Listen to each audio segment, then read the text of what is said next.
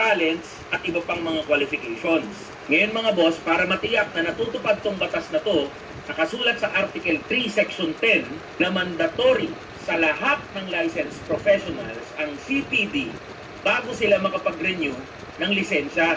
Ngayon, may required number of CPD units ang bawat profesyon na dapat makuha bago sila makapag-renew ng kanilang PRC license. Dito na papasok yung scam part mga boss. Kakakuha ka lang ng CPD units mula sa mga CPD accredited institutions na nagpo-provide ng forum, seminar at iba pang mga activities. At hindi libre yan mga boss.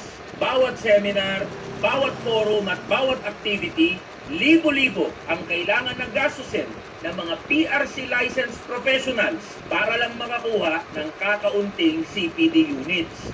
Puta, magkano ba yung sahod ng mga teacher at nurse at iba pang mga licensed professionals? Hindi naman din yan sagot ng mga kumpanya at pinapasukan ng mga licensed professionals. Kanya-kanyang gastos yan at kanya-kanyang gawa ng paraan para lang maka-attend dyan sa mga forum na yan. At karamihan dyan sa mga forum at activities na yan ay walang kwenta. Kadalasan sa mga activities niyan, isang buong araw na forum na wala namang dagdag sa skills and talents ng mga licensed professionals.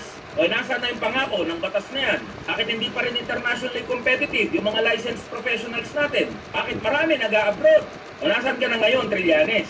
Bakit pagdating sa bagay na to, tanggal yung angas mo, tanggal yung yabang mo? Bakit tayo mong pag-usapan tong sekreto mo?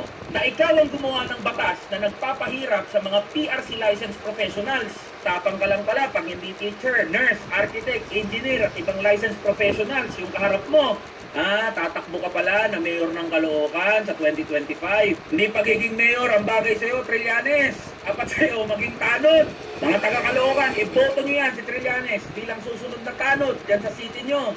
Nang makapagbayad yung gagong yan sa kasalanan niya sa lahat ng guro, nurse at mga licensed professionals dito sa bansa natin. Antonio Trillanes for tanod ng Caloocan.